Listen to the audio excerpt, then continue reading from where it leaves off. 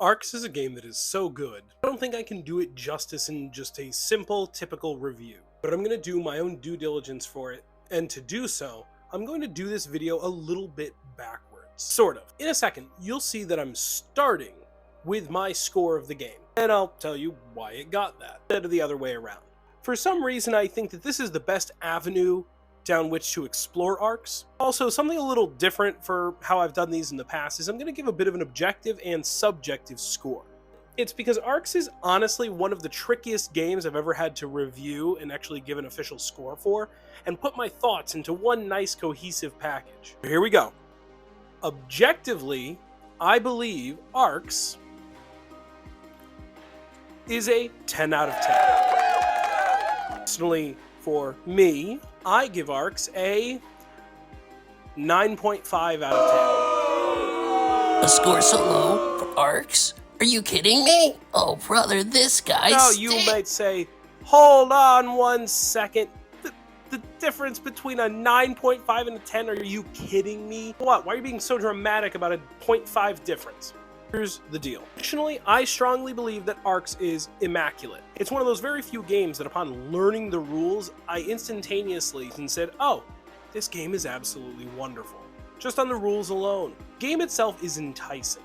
If you had given me this game when I was, say, 15, I would have played nothing else for years. It would have been my whole personality, and it tempts me to do that now. And I'm not even talking about the Blighted Reach expansion yet. We're not even there yet. Just Arcs itself begs you to keep playing it.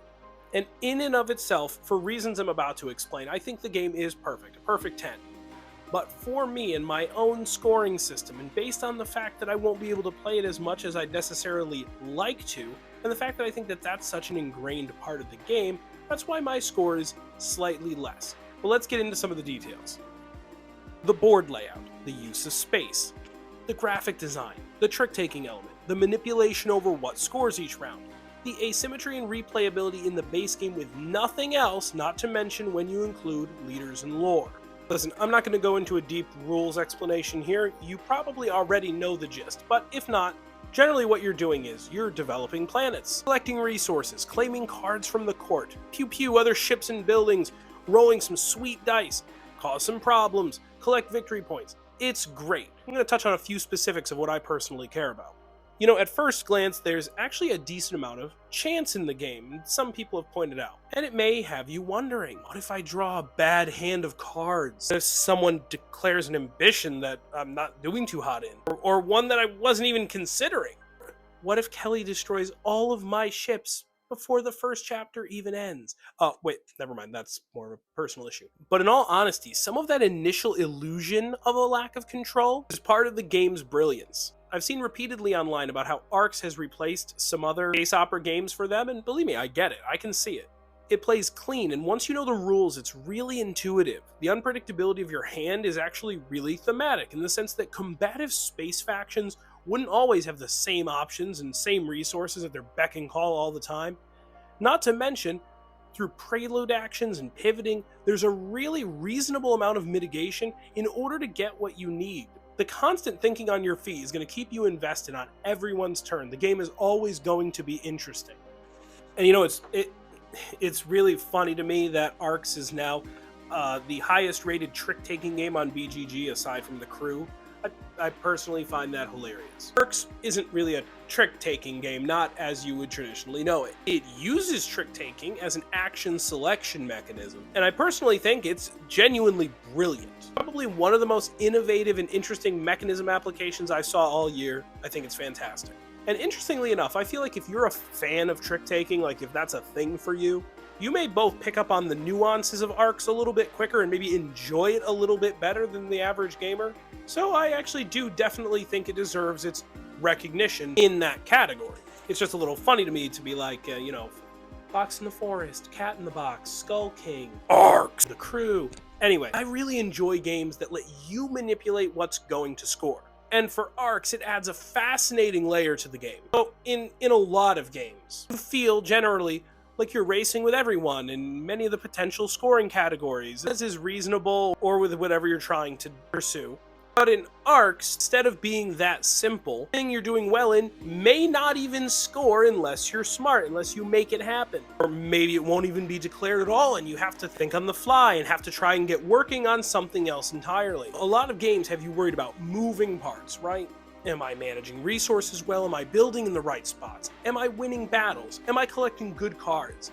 Am I diversifying, etc., etc.? Knowing that all of these things, each individually, could be contributing to your points. But Arc says, hold on a second, what if what you're working on doesn't matter? Oh, you want it to matter? Then do something about it. I love the declaring ambitions. I love that you can double down on the kind of tug of war, will they, won't they element it creates with players while also being a race. It's just rich and crunchy stuff that I love.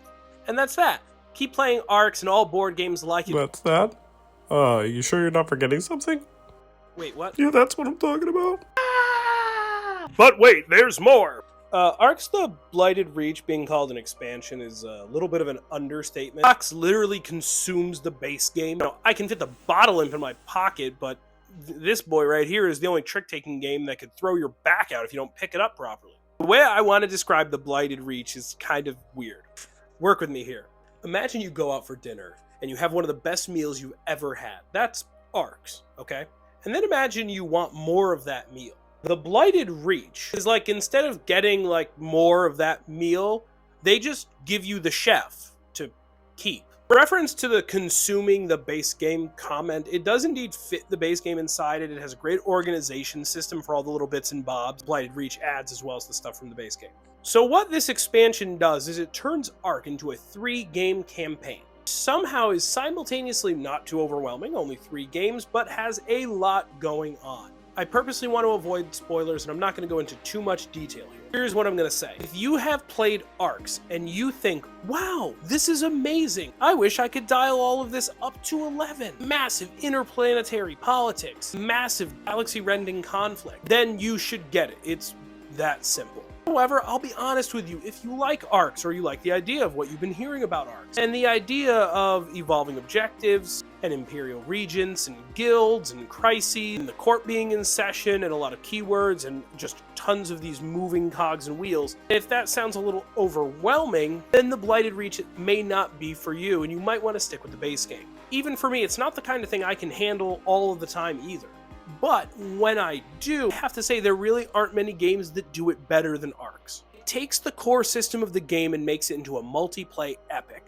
But here's the catch. Due to A, the wild amount of playable fates, different species with different ideals and goals, and B, the fact that there is a ridiculous amount of nuance, subtlety, depth, and intricacy in how you play out your epic space opera, and C, the fact the campaign is 3 games, this is one of the most highly replayable campaigns you're probably going to get on your shelf. There is so much potential in this box. Much like how the base game itself has ridiculous amounts of replayability, for a campaign, there is so much here that you could play again and again and again, different player counts, different fates, and you will not see the same things over and over and over again.